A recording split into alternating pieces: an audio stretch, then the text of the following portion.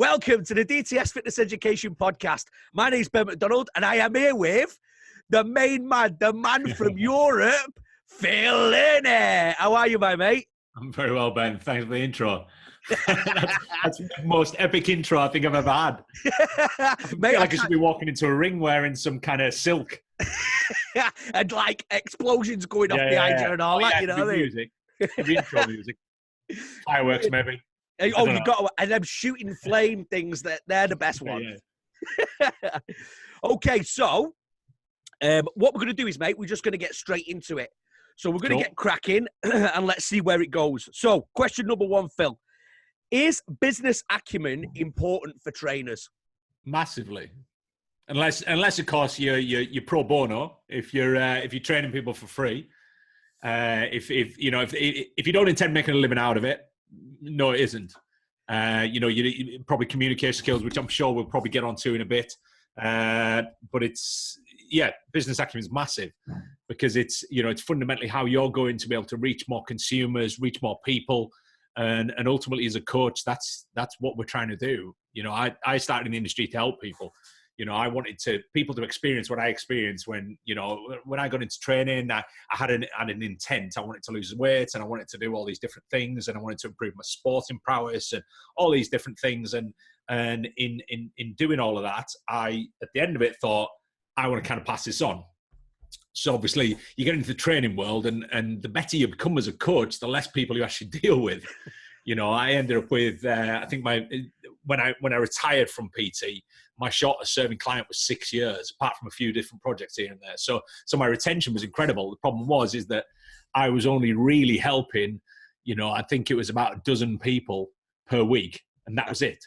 And outside of that, obviously I was involved with forums, I was doing my educational stuff, I was doing my seminars and bits and pieces, and that developed as my career went on.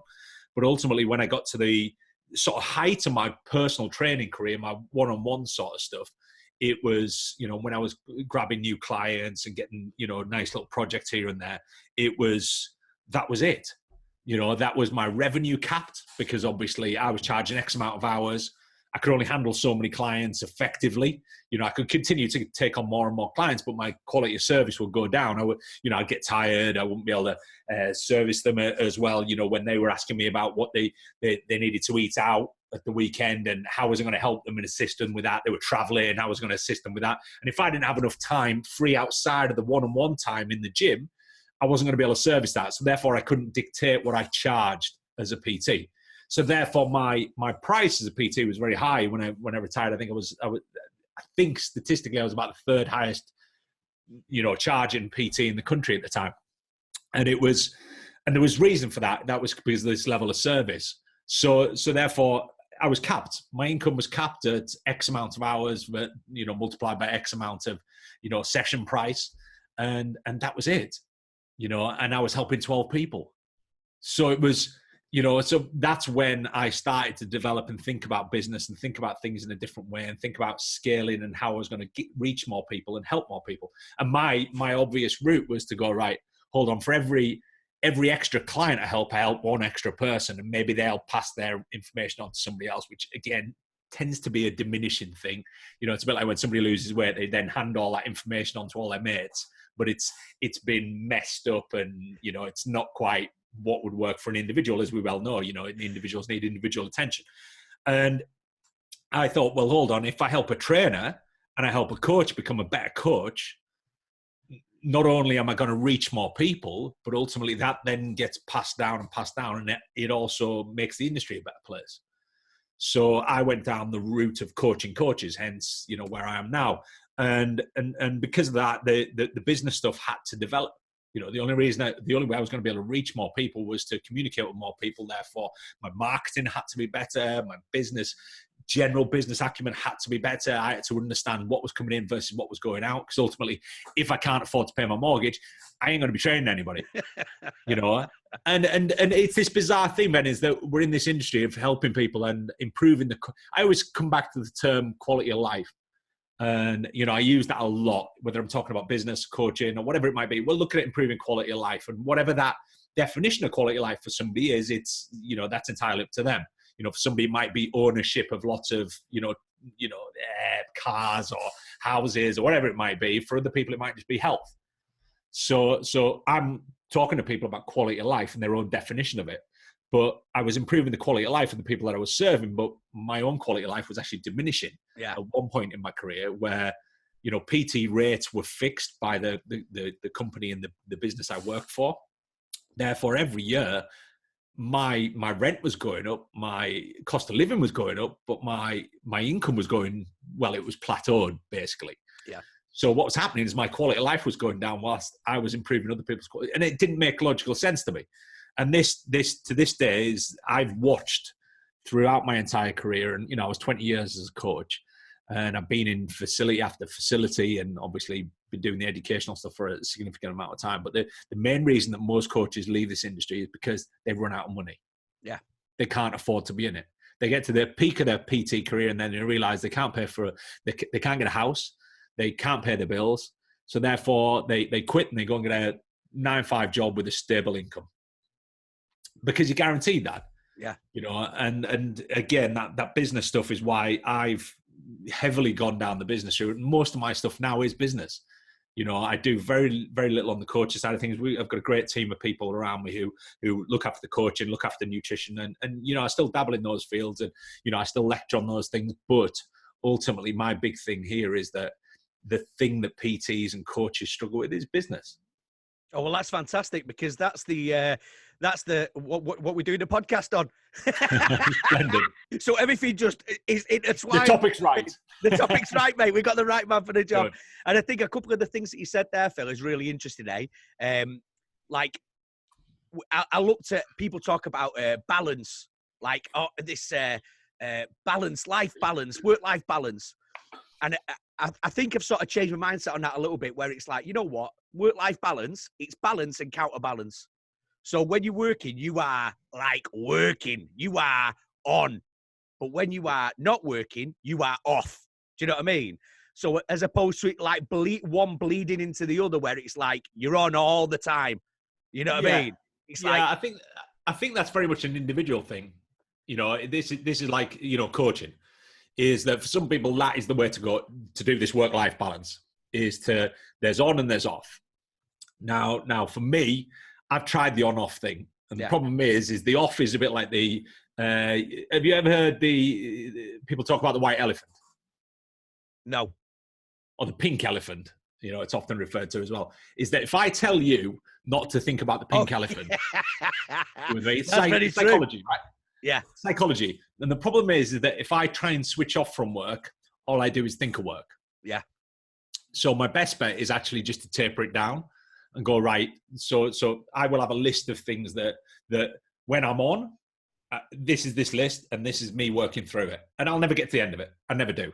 And that it's a privileged position to be in. Yeah. Is that there isn't I had a conversation with my wife the other day and I said to her, the thing is that my biggest limitation right now is time. Is that my bandwidth is maxed. I don't have time to do anything more. So therefore, a lot of the process that we're going through as a business right now is outsourcing, getting people to do stuff, is trying to make things more efficient, quicker, faster. And this is a large part of the business acumen side of things. And there's a point now where you realize that, hold on, what I'm doing here is that there's this block of stuff that I do and I do very well.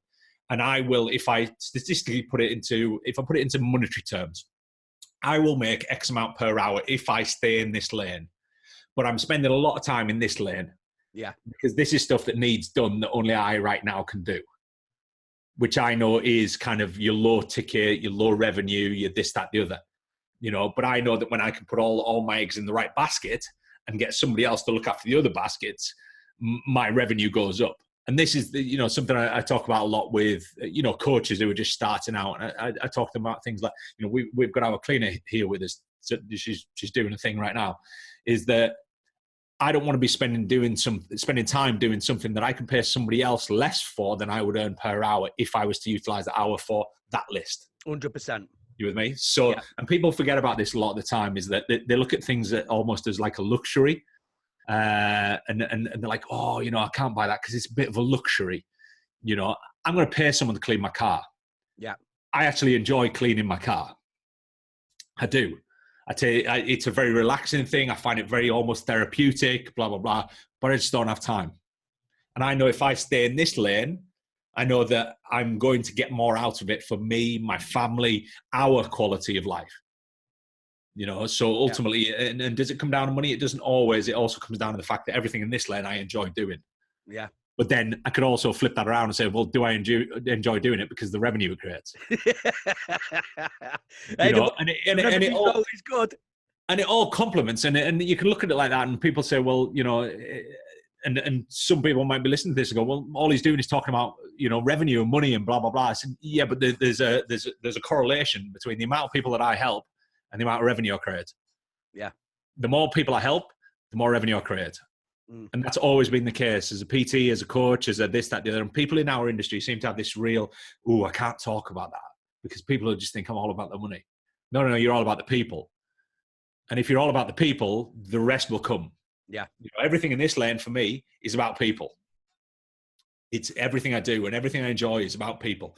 This stuff in this lane, which is doing things like Excel spreadsheets and things like this, that isn't about the people. That's about data that helps the people and helps me as a business. So it's where do you sit on that switching on and switching off? And for me, I don't switch off. I just taper it down until I'm doing the things that'll keep things ticking away. And now I'm in a position where, I can go on holiday and, my passive revenue will basically pay for the holiday whilst I'm there. Nice. Which is great. But then I've had 10 days off not helping people and not doing my thing. And my business maybe hadn't grown like it could at that point. Yeah. And I think as trainers, Phil, and I fall into this, where it's like there's a massive, massive difference between being busy and being productive. You know what I mean? So I'm like, I sort of see, and trainers, a lot of trainers see their sort of self-worth and value when they're busy all the time. Like you're saying about like doing bits of stuff that really they could sort of farm that out to other people and focus on the stuff that if they are, that will make them productive as opposed to just being busy. Massively.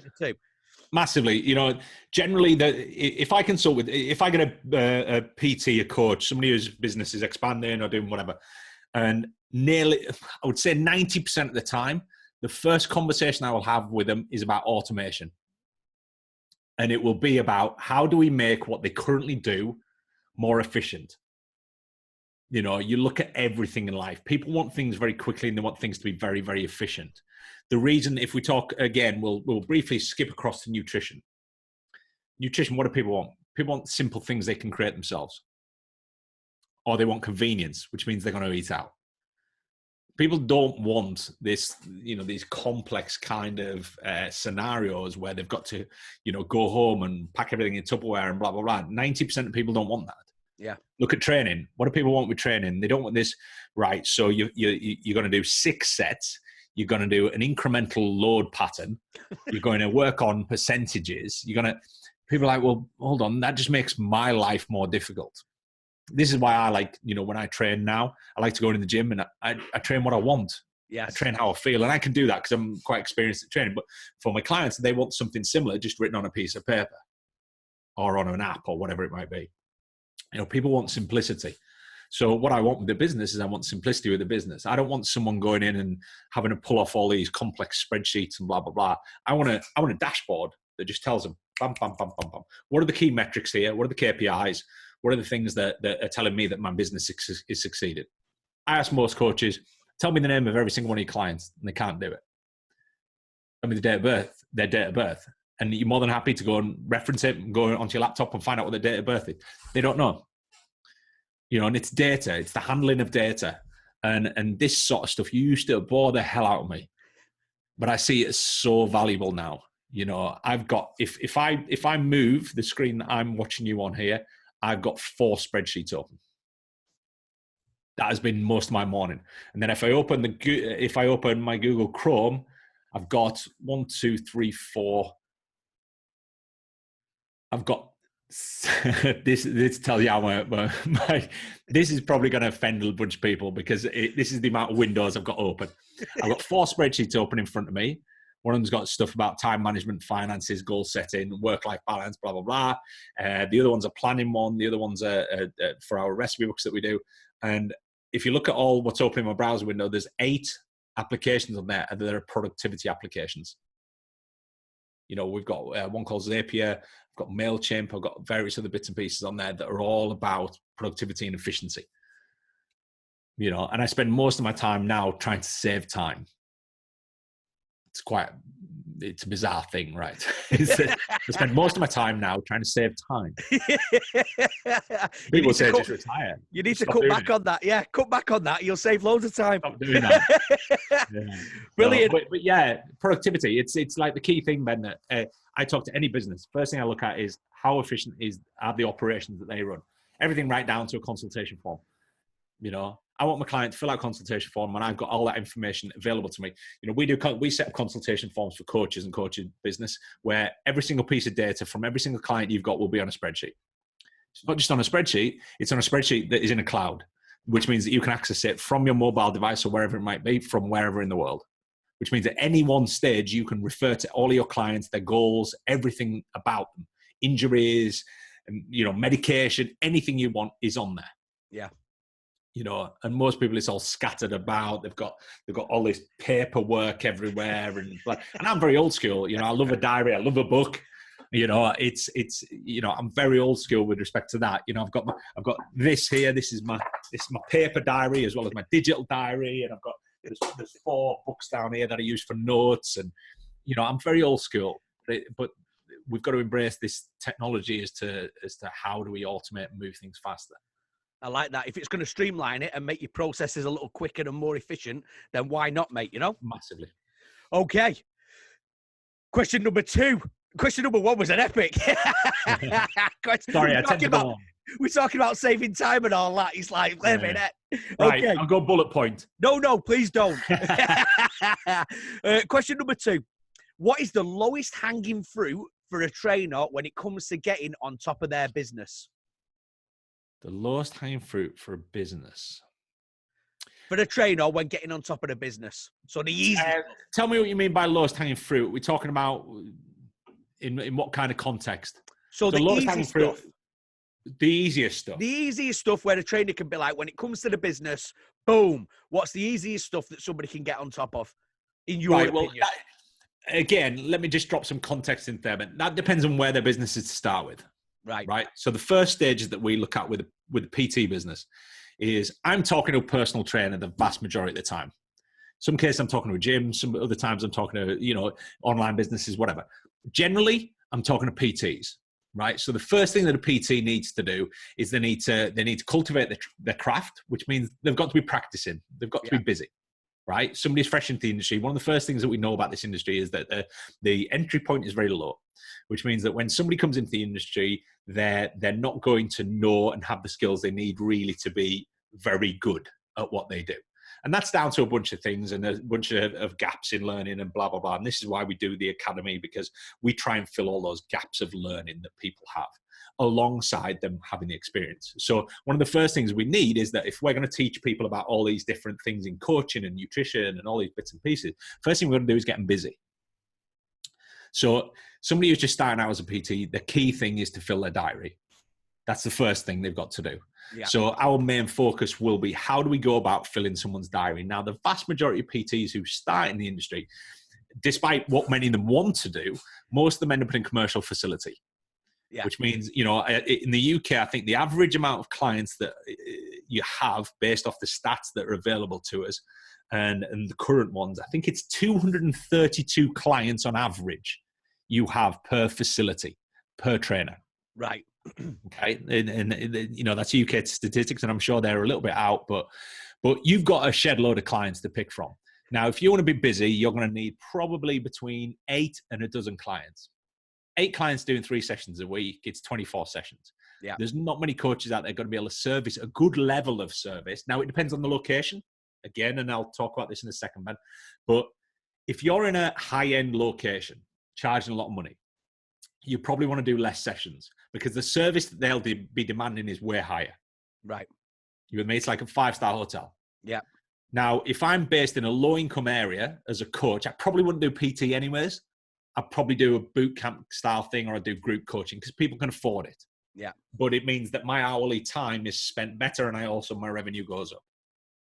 Remember, group stuff always works better in lower income areas. It just does, for various reasons, social reasons, financial reasons, community reasons, all these different things. And, the amount of businesses that I've talked to, we did a big conference a couple of years ago. There was me and a bunch of my friends sort of did a big conference called Peak Summit. It was all about business.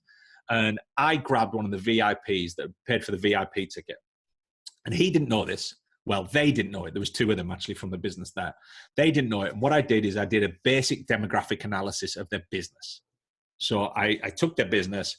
They didn't know I was doing this. I took their business. I did a basic demographic analysis. Probably took me 2 hours to just pull it all together.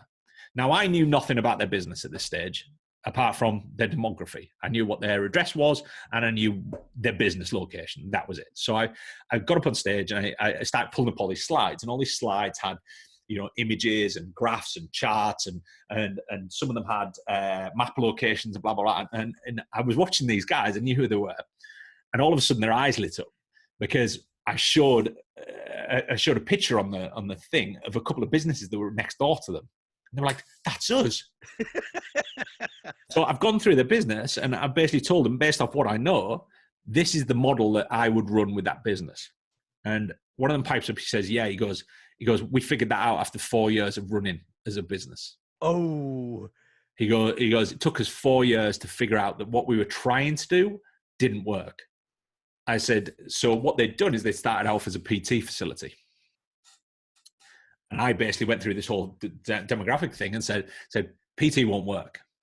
I said, so you're probably looking at maybe 10 to 15% of your business will be PT. And to be honest, it would probably be a bad use of time in many respects. Yeah. I said, because you're just not going to get the ticket price that you'd want for PT. But your group and your small group stuff is going to fly. And people are going to want this. So I would set the facility up differently. You're probably going to spend a lot less money on equipment because group coaching requires less equipment, bizarrely. It requires less equipment in many respects than what you would have in a one-to-one facility. You don't need machines and as much variation. It's very, very simple to set up a group facility. So he goes, that's exactly where our business is right now. I said, well, had you done a demographic analysis, which, obviously I'm very adept at them, but it took me 2 hours. Yeah. I said, I could have told you before you launched your business what to do. And that is this planning and this process of knowing what to do and how to go about it. So the first thing is to create that plan, is to how do we get busy and what kind of business are we going to operate? Once we've done that, when we've got somebody busy, we're then going to be able to then scale the business, move it in. So with respect to the low-hanging fruit, it depends on where the business is at the moment. The lowest hanging fruit in many respects for many people is to actually just get busy and get clients. And the acquisition of clients is a very easy process.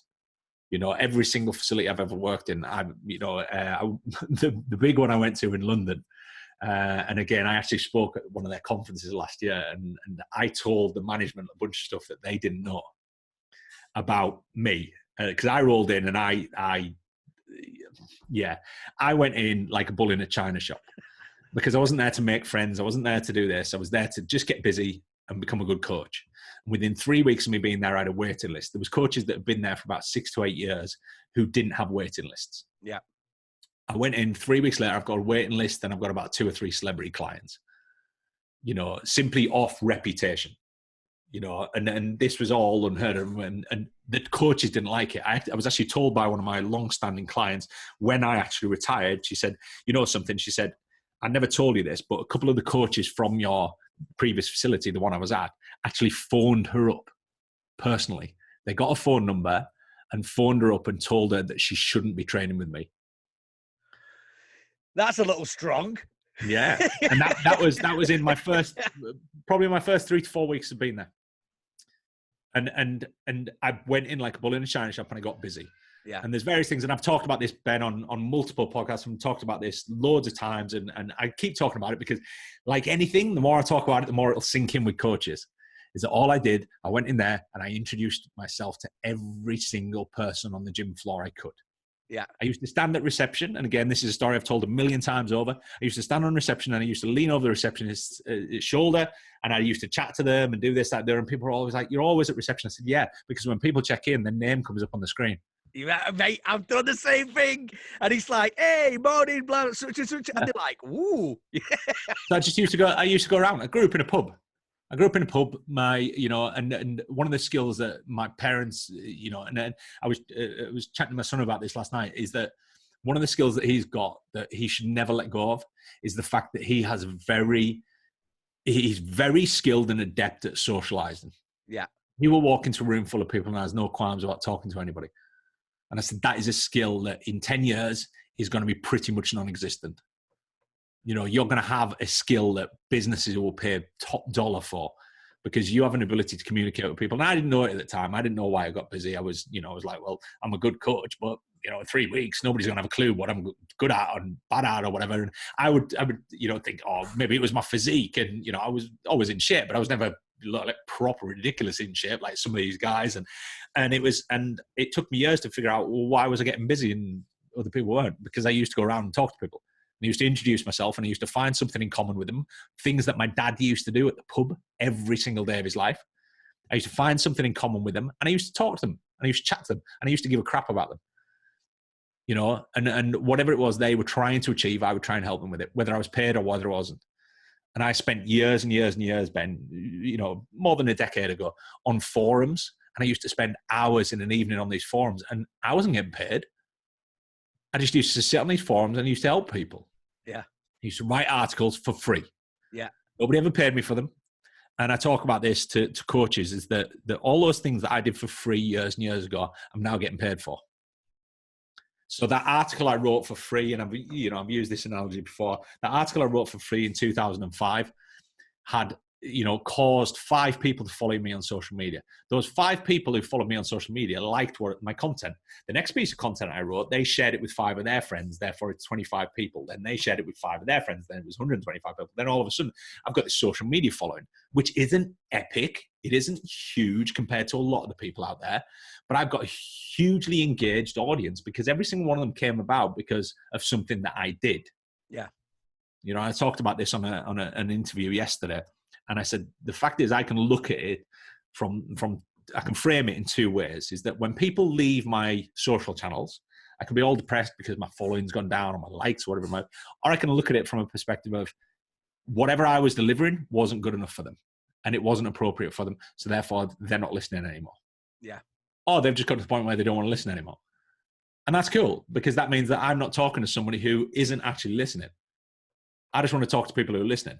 Yeah. So what would happen? I'd go into the gym and again, long convoluted sort of answer, but I would go into the gym, I'd introduce myself to everybody. So, and I went in that gym not that long ago. It was probably in about October, and I went to that gym and it took me about 35 minutes to walk around the gym because I kept getting stopped by people that knew me from the time I worked there. And I haven't worked there in 12 years, 13 years.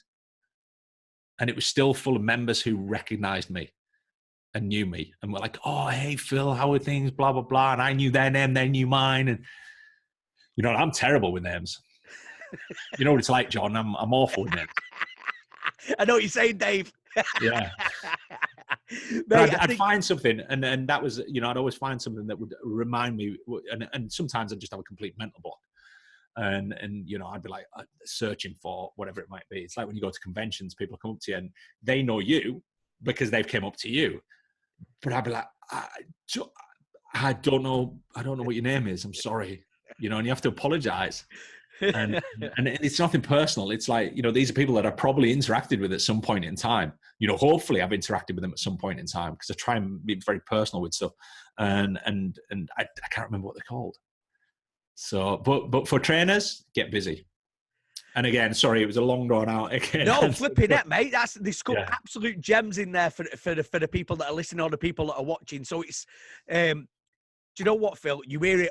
It's like over and over and over again. I mean, we're a fundamentals company. We pride ourselves on the absolute foundation being solid in what people do as coaches and trainers.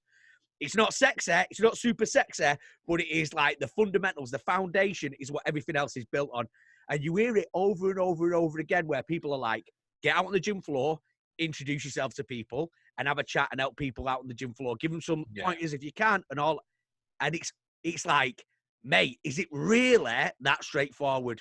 It's like, mate, just get out there and speak to people. You know what I mean? Yeah, and you know, I remember when I did my level 3 many moons ago, and one of the things they taught you, they said they just go up to people on like cross trainers and stuff and ask them if they want personal training, and that was it. That's what they taught you.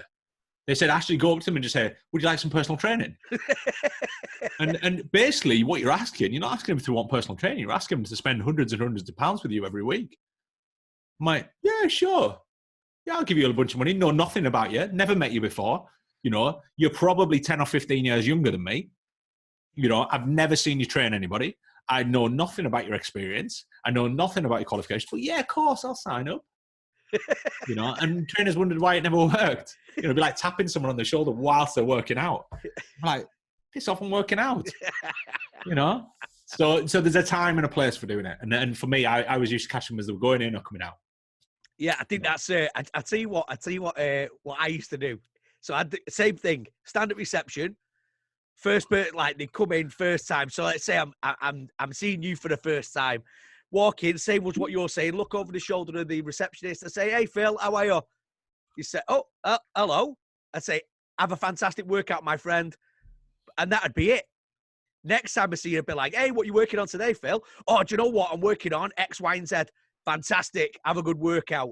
And then sort of next time it'd be like, "Oh, do you know what? Have you tried X, Y, and Z?" Give them a little bit, you know what I mean? So it's like you build. It's relationship building. Yeah, you're building a meaningful relationship with the person that you're dealing with. That's what coaching is. You know, I all of my clients, you know, the majority of my clients, you know, that I've finished with all came to my wedding. You know, they were, and it wasn't because I was these, and again, this is the thing that's, you know, processed in the industry, and people say, you know, your clients aren't your friends. No, they're not.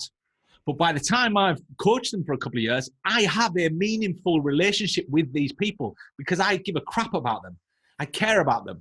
And they in turn care about me by default, because all I'm doing is looking out for them all the time. And that is my prerogative. That is my goal, is that I am looking out for these people and whatever it might be. And it was bizarre thing, everything right down to, you know, they were asking me favors about this and how do we do this and stuff outside of coaching. And it was just, you know, they wanted life advice. I'm like, you know, in some cases, I'm like, I'm not in a position to answer you on that, you know, but that's how it works. And as you build meaningful relationships with people, whether it's your friends, your family, your colleagues, whatever it might be, people are terrible at this nowadays.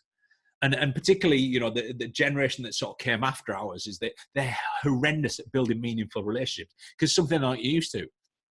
You know, they're taught that, you know, everything right down to how they perceive, you know, and this was something I talked about yesterday, how they perceive winning and losing. You know, they don't differentiate between the two. They find it very, very difficult. And this is something that their generation sort of brought up in. And this relationship building is things like, you know, you go on a dating app. It's like you're building a meaningful relationship based off somebody looking at you and going, swipe left, swipe right. You know, and that isn't how people used to develop meaningful relationships. They used to you know, they'd see someone, they'd start talking to them. And then from that, you'd learn something about them. And then this, that, the other. And it wasn't this filtered thing, you know, and you talk about like a dating app. A dating app, nobody's going to put their negatives on there. They're not going to put all it's all going to be filtered. It's this filtered world in which we live in where everything is filtered. You know, your clients, they go up and look at the profile board. That's the filtered stuff. Yeah. That's the stuff that really they probably don't give two hoots about. Your list of qualifications. They want to know something about you. They want to know if you got a dog. They want to know, you know, have you got a family? They want to know all these different things because that gives them a grounding as to who you are as a person. You know, when I take on somebody I employ, I want to know what their life situation is at that point, because that gives me an idea of what their priorities are. Yeah. Is it money? Is it stability? Is it all? I need to know what those things are. And it's the same as with the client, is that I want to know what a client's goals are based around their current life situation. You know, if I'm dealing with a single bloke who's 20 who wants to get shredded, who lives 100 miles away from his family, and you know, doesn't have a partner, you know, all of a sudden all these things dictate what I can and can't do. I'm not going to go, you know, he's in the basis of the start of a relationship. I'm not going to turn around to him and say, well, you know, you're not allowed to eat out anymore. Because then I'm impacting his life negatively, right? Yeah. You know, so because I'm not considering his situation. And this is the thing, as coaching, it's always got to be considerate coaching. You know, a friend of mine, Brett Bartholomew, he wrote a book on considerate coaching, which was all about dealing predominantly with athletes, but it was about considering the people you're dealing with. Is looking at the situation. Is that I've got to consider everything right down to, you know, do they have kids? Yeah. You know, do they have dependents? Do they have financial dependents that they need to look after? What about, and again, I'm talking about coaches here. These are all the things that we're looking at with the business. Because as a coach, when you start in the industry, most people, they don't have any of that stuff. Yeah. They don't have a house, they don't have a mortgage, they don't have any dependents, they don't have bills. You know, what they've got is they've got their internet bill and their rent. And that's all they have to worry about on a monthly basis. You know, and when life gets real, this is when they leave the industry. It's like, well, I could sustain that life before on what I was getting paid, but I can't do that anymore. So therefore, my choice is either I've got to change the way I coach or change the way I look at coaching, or I can just leave the industry. So a lot of them leave the industry and they moan and they bitch about the fact that, oh, you know, it's not like how it used to. I hear coaches of sort of our generation. How long have you been coaching, Ben? Oh, I've been a PT for about coming up on 16 years and a boxing coach for about 20 So when our generation started PTing, right? When we started PTing, clients were easy to get. They genuinely were. When we started, because there wasn't many PTs. Yeah. And PT was a new concept. And provided your facility or wherever you started at, the concept was bought into, people would sign up. You know, so it wasn't difficult. And for most of us, what we did is we did like 50% fitness instructor and 50% PT, and then we taper one down, and then eventually we were full-time PT. And I actually had to push for that. The first facility I was at, because they didn't do PT, and it was, you know, and this is this thing where we've got to consider people's worlds, people's environments. You know, they eat out with their friends on a Friday night. I'm not going to then turn around to them and say they've got to change it all. You know, I've got a fundamental goal with them, and it could be something, if it's a nutritional goal, I've got a fundamental goal of maybe I've got to reduce the calories somehow. I haven't got to change the whole social life. I'm just going to reduce the calories. That's all I've got to do. You know, I've got somebody who's got kids running around, they're going to do school runs, they're going to do all this stuff. And I'm saying, well, you need to get up early and go to the gym. I'm like, no, you don't. You need to move more. And this is how we look at business, right? Is that I need to consider everybody's business. What are they good at? What are they bad at? What are the gaps? What's their lane? You know, if they're a coach and that is all they do, and they, you know, they're probably going to come to me and go, I want some business advice, and I really want you to do it for me. In which case, I'll find someone who can do that for them. Yeah. You know, because again, it would be out of my bandwidth. And what part of the ACA and what we're doing with the ACA right now is we're expanding the team, and we're getting people who we're trying to do a lot of stuff for other businesses. We're going to be launching a web development platform shortly, where we'll be creating websites for fitness businesses that are tailored entirely towards client acquisition, client retention, all these things, and you know, they'll have my 20 years of experience behind them, alongside, you know, a bunch of designers. We've got some web developers, and we've got all this stuff, and you know, these are going to become part of the team, and we're trying to, again, just improve the quality of coaching, the quality of coaches, the quality of coaching businesses, and therefore drive our industry the right way. And you know, make that statement to people and coaches out there that you can't have this slapdash attitude towards a business. You can't anymore. Yeah. You know, and once upon a time, you could go and you could do a couple of weekends of getting a PT qualification, and a week later, you're in a gym and you're busy. No. We're a professional industry as far as I'm concerned, and always have been. And people moan about the people that aren't. I'm like, why am I moaning about them? I can't do anything about them. What I'm going to do, I'm going to stay in my lane, and I'm going to try and improve the coaches they're interested in improving. You know, and I think focusing on that, you end up focusing on the negatives of the industry all the time.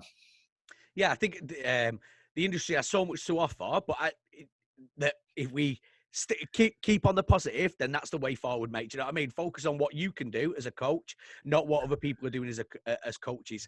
And for the listeners, for people that are watching, we'll have all the links to the Academy, it will be in the description of the podcast. So people will click on it, come to the Academy, check everything out, make sure and drop in and hear some more pearls of wisdom from Phil later. So I think, mate, do you know what? We've answered like literally like all the questions, but we're going to go through them anyway. So question number 3. For a trainer to be successful, what are your top areas to focus on, and what's just noise? Right. A generalization, because I've got two. Generalization. It's got to be a generalization. Improve your communication skills. It's the biggest skill coaches are lacking. Coaches are out there doing all these different courses about becoming a better trainer. They've got this list of qualifications a mile long. Most of them lack communication skills. Yeah. Again, just quick example and something I've used before. When I first qualified as a coach, we had a really good tutor back in the day because PT qualifications were everywhere. But we had a really good tutor. And what he did is he made us go and coach in movement. And I think if I remember, I coached a chest press. What he did is you had to go and coach a chest press without saying anything. Yeah. And then what he did is you had to go and coach a chest press without moving. So you had to just stand there and vocally tell someone and explain it. And this is a coaching drill that I've explained to a lot of when I deal with bigger gyms and bigger businesses and deal with lots of coaches. So look, implement this. Get coaches to be able to communicate it verbally, get them to do it without the verbal cues, and put it together. Now all of a sudden you got a good coach, who can do both those things. And they're the two main ones that as coaches we need, is the visual and also the audible, really. Yeah. So communication skills, number one. I think so. In a generalization, I would say, like, again, rough percentage, certainly not data backed, but 80%. I reckon 80 or 90% of coaches that I ever deal with, communication skills are their main one that they probably need to work on. Not the one that will have the biggest impact in the business immediately, because this is something they've got to culture and nurture and become better at, which doesn't come overnight. I can't write you a list of things, how to improve your communication skills, and you go out and implement them. It's going to take practice. Yeah. But it's going to, it's like when people talk to you about public speaking, they're like, well, how do you do that? I said, well, it's the same as talking to one person. I goes, it's not much different. I said, so why would I feel threatened by all that's going to happen is I'm going to get more questions, which is good, because if I get a question, as you've probably noticed, I'm going to be perfectly okay if someone throws a question at me. Yeah. So communication skills, I think, are the main one. Do you know what? I was having a conversation with a guy the other day, and he says, oh, do you know what? I did a presentation at the big convention over here, CanFit Pro. So he said, I did a presentation at CanFit. He said, I was so nervous because it's like the first time where I've not been presenting. I've been presenting to more than 10 people. I said, well, it's always 10 people. And he's like, he says, what? I said, it's always 10 people. Whether it's 10 people or 1,000 people, it's always 10 people. It's just exactly the same as if you're doing it to 10 people. He went. Same comms, right? It's like somebody doing a video online. If you're doing it live, it's different, but we're not getting retakes at this. Is that, a lot of people are shy of podcasts, like, oh no, because I've got to talk on the spot. I can't record it and then edit it and chop it all up and put all the, when I've made errors or whatever it might be. Or, I remember one of the things, and maybe when you listen to this back, I might do it. And I've tried to, coach myself out of it to some degree. I used to say a lot. I just like, because I'd be thinking, and if you don't know your topic, obviously you're going to go a lot, but I just used to do it out of habit. Just like, and I've got friends who say other things. I was listening to a presenter yesterday, very world-renowned presenter. I was in the car for a bit yesterday, so I was listening to his presentation that he did, and he said right at the end of every single thing he said, right, and he did that after every, and I'm sure some people who probably listen to this guy will know exactly who I'm on about, but every single thing he said right after it, right? You know what I mean, right? Yeah, mate, I do it all the time. I'm bad at saying, you know what I mean? He'd say right after it, right? And he'd do that after literally everything. But yeah, you got to practice it. So getting the communication practice in is paramount. All right. Oh, mate. Well, I think you're allowed to see question 3, right? So what would be the number one focus for a new trainer struggling to obtain clients? Struggling to obtain, again, it revert back to the previous question.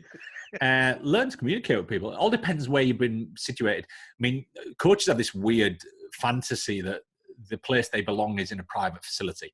What you got to remember in a private facility, if you don't take clients with you, or the facility isn't, and there's a couple of unique facilities out there. One of them I used to work for, UP, that they have so much interest in the business that there is enough client inquiries that then get filtered out to coaches. Yeah. Now, there's very few businesses in this world that exist like that. right, that have the reputation to be able to draw clients to the business as an entity to then feed them to clients. So if you go to a private facility, chances are you're going to have to pull your own clients. And most coaches seem to think that if I go to a private facility, I'm a better coach. Yeah. No, you're not. You're a quiet coach who's flapping every time a client leaves because there's nobody else. Yeah. Where are your clients at? They're like looking around. You go to a commercial facility, as I said, statistically, there's about 230, 240 people out there. And that's based off the average of clients. Now, if you've got 10 coaches in there who are already busy, they've got their 10 clients and they don't want any more. Yeah. So now that multiplies. You've got 500, 600, 700 people. It's enormous. There's facilities over here with like 20 trainers and 5,000 members. Yeah. It's mad. Now, I think I say a lot to people, like, cut your teeth in a commercial. You know what I mean? I've done pretty similar to what you're saying, Phil, where it's like I started in a commercial gym. I had my own studio. I did home training, all these different things. Flipping it, mate. If you're a new trainer and you've starting like in a private facility, you've got to learn all the other skills, communication, blah, blah, on top of trying to get people into the gym. Yeah. If you feel like it's uncomfortable talking to somebody on the gym floor, try talking to them in a supermarket. You know what I mean? It's just like... I've had coaches where just they came to me all flappy and blah blah blah. And how do I get more clients? I said, move, take a step back. I said, go to your Virgin or your David Lloyd or your go to them, learn your craft. Yes, you're an average coach right now, and I am that honest with people. I'm like, you're an average coach with average skills because you haven't practiced it. That's all. Coaching is a skill. We all know that acquisition skill is to do with practice. Yeah. It's to do with repeated practice of the same or similar things. That's all it is. Yeah, I like that, mate. I like that. Okay. Question number 5. What would be the number one focus for an established trainer struggling with client renewal / retention?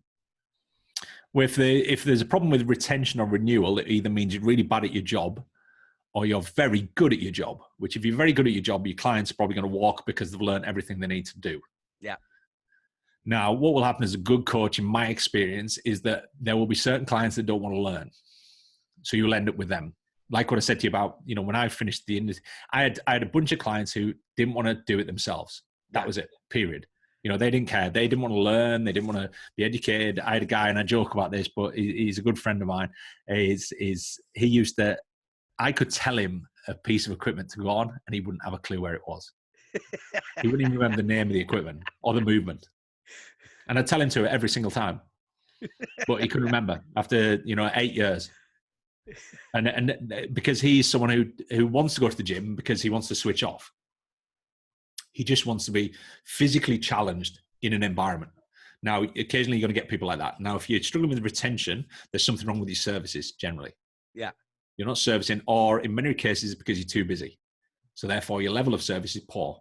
Right. So I've had coaches who are seeing like 40 clients, 40 sessions a week, 40 or 50 sessions a week. And they come to me and go, yeah, but my clients move on really quickly. I said, well, we've got to look a bit deeper than that as to why they move on. What kind of level of service are you giving them? Well, they come in, they turn up for the session, I train them for an hour, then they do the same again 2 other times a week. I said, do you communicate with them outside of those hours? No. Do you do anything for them outside of those hours? No. And that's nowadays, that doesn't cut it. Yeah. As a coach, that isn't a service that people are going to pay for. Unless it's really cheap. Yeah. Because again, that is what dictates that service fee. You have a list of things that you will do for that person, whether you need them or not. I always use the hotel example. You go to a 5-star hotel, what you're paying for is the service. Yeah. Because you can get 2 5-star hotels, and again, this analogy I use it a lot. One's £1,000 a night, one's 250 quid a night. Difference is service. Amenities are the same, bed sheets are the same, swimming pools are the same. Everything else they've got is the same. And this is the problem with coaches. You try and differentiate a coaching business. You tell me what you do. Everybody rhymes out the same thing. Oh, I've got results-based training. I said everybody's got results-based training. Otherwise, they won't be in the industry. Yeah. Or they claim to have results-based training. What do you do for clients? Oh, they get nutrition. Yep, everybody else does as well. Oh, they get accountability. Now, that's starting to narrow it down a little bit, but most coaches now do that. Mm. So what's different about you? Good luck on that one. And I've got a nice accent. I've got a nice accent. Yeah, yeah. You But know what I again, mean? that sort of stuff will, okay, attention will have been drawn to you because you have a different accent in a place where that accent doesn't belong. Same as me. When I went to London, I had a northern accent. People were endeared by it.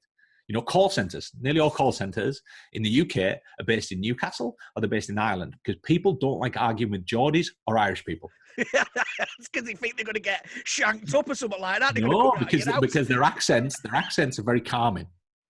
They're very friendly accents. So therefore, they put call centers in Newcastle because, again, the Geordie accent is a very soft kind of, endearing accent, and so is the Irish accent. Oh, so it's how do people react? It's very hard to, somebody's got this quaint little Irish, softly spoken Irish accent. It's very hard to get annoyed at them. It is. That's how, our mind works. I like that, mate. I like that. See, I expect you to be very blunt. Yeah, because I can be. Yeah, because my experience of people with your accent is that they're very blunt. And that's a regional difference, right? Yeah. My wife's also a Mancunian. She's got the same accent as me, and she is blunt, Phil. She is blunt. Yeah. Brilliant. So when it comes to renewal, struggling with renewal or retention, always start at home. Look at the start at home. Look at your services. Look at what you're offering your clients. If it's not good enough, you should be able to tell yourself that. It's like doing a SWOT analysis of yourself. It's one of the biggest struggles in this life is to write down your issues. Yeah. The problems with your business. I love complaints. A complaint tells me what I need to work on. Compliments are great, love them, but I'm not looking for compliments. I'm looking for errors. Yeah. I want to know what's wrong because people can repeat to me what's right all the time. They're like, oh, it's great, it's great, it's great, it's great. And if it's your friends, even worse because they filter the crap out of that. They never tell you, It's like when you've been in a relationship with somebody and then, you break up with them and your friends go, yeah, they were never right for you. So why didn't you tell me? I like that because they're your mate. You know what I mean? Yeah. But again, they're meant to be straight with you. And this is this meaningful relationship thing, right? All of my friends will be very straight with me. They'll tell me what they think. Yeah. And that's because we've developed meaningful relationships over extended amounts of time. I have a very small friend circle. Very, very small. I've got colleagues everywhere, but friends, very small. You count, one and a bit hands. The people I truly would classify as my friends. Yeah. So. Cool. Mate, I think that's a couple of little tidbits of advice there just for question 4 and 5. I like it. Okay, mate, that's the end of the questions. So, awesome. Phil, what has been happening with you? What's been going on? What are you up to, brother? We're just developing the academy as ever. We're just renewing all the modules right now. We're refilming all the stuff in March. We've got a new revamp on the business stuff. We're going to be a little bit more nurturing the business stuff. We're going to be giving out a lot more with respect to information for coaches to go away and do something with straight off the bat. We're trying to make it very applied. So rather than us teaching you something and then you having to think about it, we teach you something that you can then go away and do almost immediately alongside the stuff that needs to sit in the background, you need to work on. So we're working a lot on that. It's the communication, again, same thing. We're trying to improve our communication through an online platform, through different means. And I always think communication needs improved all the time. We're trying to automate. We're trying to expand the team. We're doing all that sort of stuff. We've just launched our first seminars. We've got the first ones coming up in March. We've got some going on in May, and we'll undoubtedly have them throughout the year. We've got the assets side of what we're doing. We're starting to provide services for coaches. We do custom recipe books. We do a bunch of custom lead capture and service add-ons for people. We do calorie guides, all these different things that obviously coaching business typically can't afford to get that level of professionalism in a document. So we do all that. We're starting doing the web development and all manner of things, but it's all industry stuff. I've got some other projects going on here and there, which some I can talk about, some I can't. And I've got plans right up until about 2022 right now for execution of certain things and blah, blah, blah. So it's an exciting time, but it's never been any different. I always plan well in advance, and there's always things, cooking in the fire and doing things. So yeah, all good. Nice. And like I say, we've got all the links to the academy are going to be in the description. Click on it, and it's applicable straight all across the world, whether you're in Canada, the UK, like the techniques and the stuff that you learn with the academy are going to be applicable straight worldwide, eh? Yeah. Excellent. All right. So now this is it. This is the question you have been waiting for, my friend. Go for it. So we've had answers on this for people from Australia, people from the States, people from Canada. The States and Australia have a little bit more like experience. So this is going to be an interesting one. Let's see. Who would win a fight between a saltwater croc and a great white shark, and why? A saltwater croc and a great white shark. Well, technically, the apex predator there is the great white, simply because that's what David Attenborough tells us. The other challenge I would have there is, where are you going to put them? It's a bit like Street Fighter. Is there what's the game my son plays? Oh, has all the superheroes in it, blah blah blah. But you get to choose where they fight, home or away. So are we fighting? Is a saltwater croc in the great white environment, or is great white playing in the saltwater croc's environment? Oh, I need that data. You see, I like that. You're data driven. I'm going to give you the data. Let's say we are in chin deep salt water. Chin deep salt water. Well, the great white is not going to go very far, so the croc's going to win all day. I like it. I like that, mate. And that's like, it's all like, give me the background. He's going to get a hold. He's going to drag him out of the water. Great white's flapping around, going, "What the hell?" Whereas you put the salt water in proper ocean, salt water isn't standing a chance. He's got legs for a reason. So it's all about the environment. It's where do you put it. Are they in a private facility or a commercial facility? Are they doing home training? Are they in... Absolutely. Is the croc trained for power or endurance? Big questions you got to ask here. This is it, my mate. I like it. Context is everything. I like it, my mate. So, Phil, thank you once again, mate, for being on the show. Really appreciate it. Some fantastic content.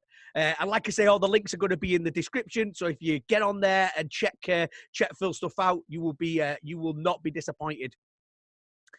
I'm going to finish it, Phil, with a go,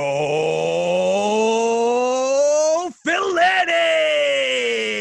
Amazing. The outro is as good as the intro.